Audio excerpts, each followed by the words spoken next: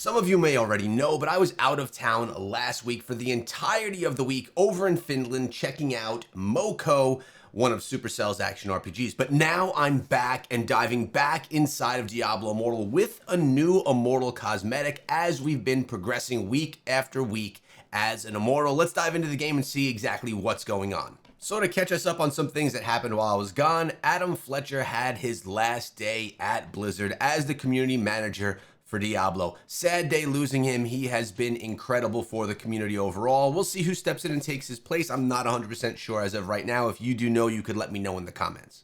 Now, just the other day, I put out a video featuring some of the things that you get when you become an Immortal. It was some of the surface things so that you that are maybe looking to be an Immortal or wondering what it's like will get a little overview of that.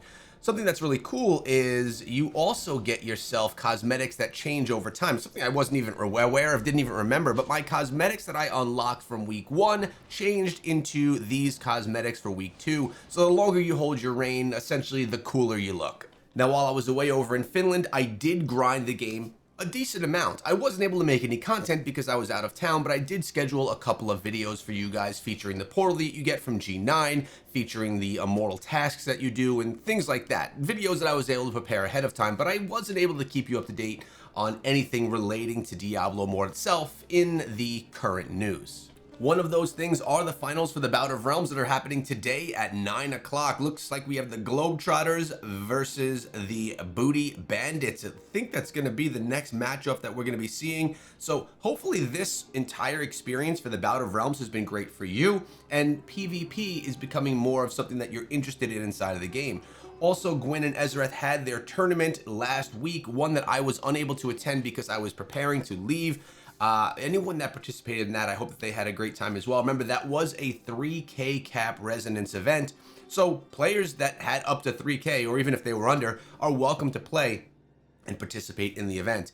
And that being said, I do have my own tournament with a 3K resonance cap happening at the end of this week. I'm talking about Friday for day 1, and then the second day of the event happening on Saturday, organizing right now what time that event is actually going to be taking place. Shady Stock has also dropped itself inside of the game, which is just a way for you to get yourself some other decent green items. Hopefully, cross your fingers, but nothing crazy.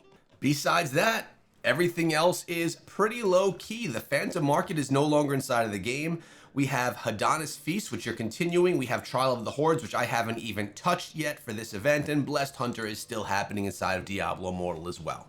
Now, I want to talk briefly about this post that was over on the forums for Diablo Immortal regarding the Armory. And this is something that's actually pretty valid. And it's from Melkor saying, "We've been playing with the problem with the armor, with the weapon deck for a while now.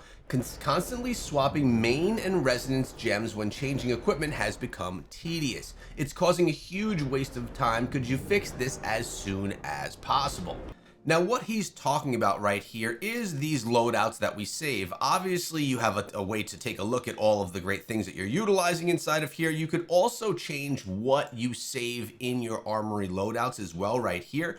But it does become a bit of a problem when we're talking about the legendary gems that are socketed and even the normal gems, but deeper than that, the resonance gems socketed within those legendary gems. If any of this stuff is swapped around, it is not saved in your Armory slots, and it's something that you have to actually change throughout all of your Armory slots. So if I add gem resonance to one of my legendary gems for one of my builds, I actually need to come over and swap it inside of every single one of my builds that's a viable build. You may notice there's a little exclamation point. This is because this is something that I changed inside of the build that I didn't come and save over here. That's because I typically use my farming and my support builds, and then typically one of my PvP builds is one that I'll update.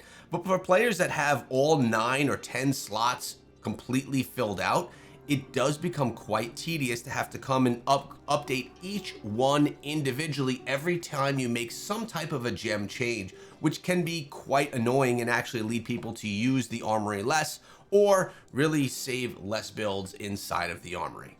But honestly, this isn't a new complaint. This is one that has been ongoing for a while, and it's been one of my gripes that I've had with the Armory now for a long time. Hopefully it's something that could be fixed, but honestly, I do see how it could be difficult to make those changes for the developers side as well. Also, by the way, the new Battle Pass Season 46 has launched yesterday, I believe it was. I haven't even had the chance yet myself to unlock the premium empowered Battle Pass. It's something I will be doing at some point today, but it's here and in place. Let's take a look at the cosmetic to see what it actually looks like inside of the game. Let me know if you guys like this one or not. Okay, honestly, remember we kind of joked a little bit how there's like fruit dangling on you as this class. I actually like how the face looks here in the Crusader. It's kind of a little bit blood tears, it looks like, coming down from the face. Let's take a look at some of the other classes. Maybe my old school wizard. Not bad, not bad. Let's take a look at the barbarian. Always, yeah, they all have this blood tear look, which I actually kind of like.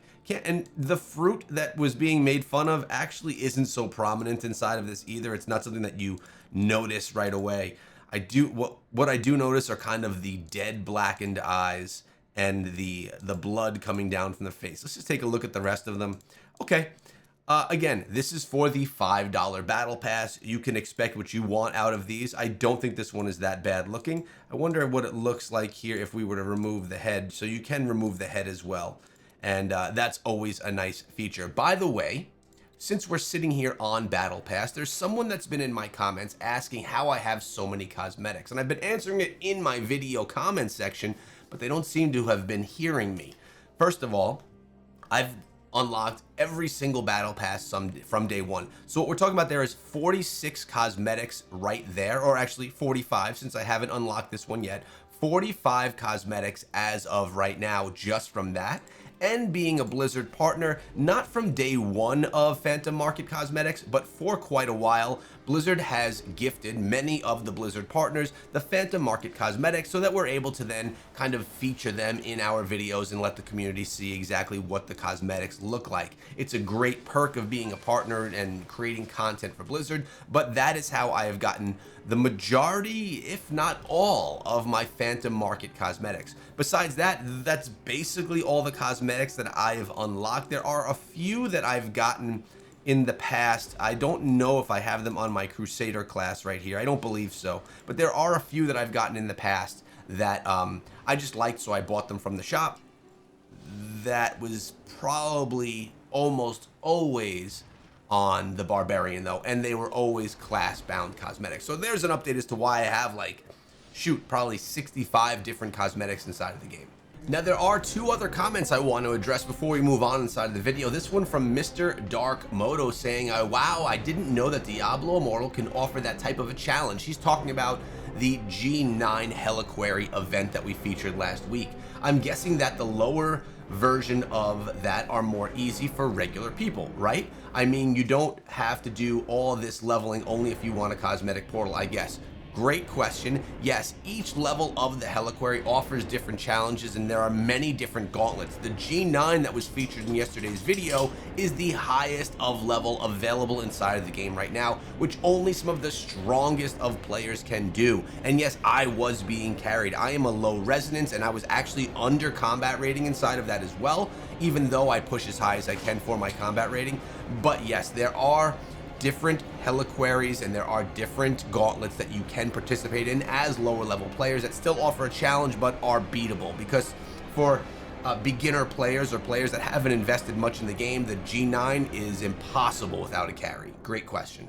Now the next question is great, and I didn't touch on this in my Immortals video, but as you can see, I have these weekly goals for being an Immortal, and each week you have to complete 60 of these goals, and you find yourself running around doing different things: Eternal Crown, Elder Rifts, Monstrous Essence, Bounties, Normal Gems, Enchanted Dust, Obtain Set Items, things like this. Honestly, they're things you do inside of the game, but getting the weekly goals done actually help out your Immortals, and you can progress further through Immortalship.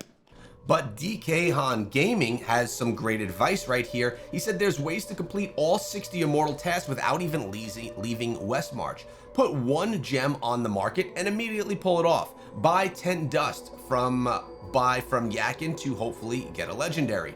Then there's Elders and Challenge Rifts. Do an easy rift just to complete the task, and I've done that with the Challenge Rifts. Donate 1 sigil at a time, then redeem, repeat. There's also Battlegrounds and Dungeons. Just the West March task can take care of many tasks immediately. And you may ask, why is this important? Why do you have to not go through all of the different tasks that are offered as an Immortal? And it is because sometimes if you're strapped for time, you just need to get it done. You need that little cheat way to get it done. Well, I guess that's one of the ways. I actually did quite a bit of Elder Rifts and Challenge Rifts to complete this myself, and a bunch of other things as well, but I did find myself in week 2, the week that I was just away, being able to be a lot more efficient in dropping and attaining all of these goals quickly, so I didn't have to worry about them later on in the week. I appreciate that comment, giving some great tips for other players as well. But for anyone that was wondering, being over in Finland was awesome. I was there checking out the newest version of Moko, which is the action RPG made by Supercell that I have been covering for quite a few months now on my main channel, the Echo Gaming channel. Haven't been playing about much of it as of late because I don't like the current version, but I have to say, having met the team over at Supercell and having played the new version that's going to be dropping in the first quarter of the new year, it was inspiring because the game is going to be freaking awesome. It's an action RPG, the only one ever that has no power. So you can play day one with someone that's been in for 2 years and be in the same position as far as how you compete inside of any elements of the game, whether it be PvP, whether it be dungeons, or whether it just be open world play. Really cool game. I had a great time while I was away, hanging out with a few other content creators. Kairos Time is one that some of you may know. And it was just nice to be able to travel, talk with other content creators, and kind of discuss the business, which most people don't understand unless if you are a content creator yourself. But that's a little bit of an update as to why content was a little bit fragmented last week. I'm back now, back at it. Thanksgiving's coming. I hope that you guys have a great one, and I hope some of you are going to participate in my tournament that's going to be happening over on the Treasure Goblin server cluster. It's going to be happening on Friday, and it's going to be commencing on Saturday. I'll have more details for all of you on how to get in touch, and probably a link in the description of this video. If not, it's in the description of previous videos. Have a great day, guys. See you tomorrow.